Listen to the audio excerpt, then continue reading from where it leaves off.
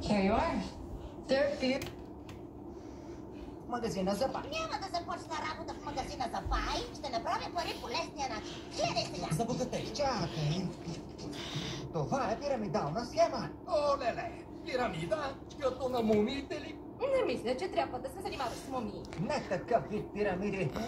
Пирамидалната схема е неустойчив бизнес модел, който обещава печалбата на участници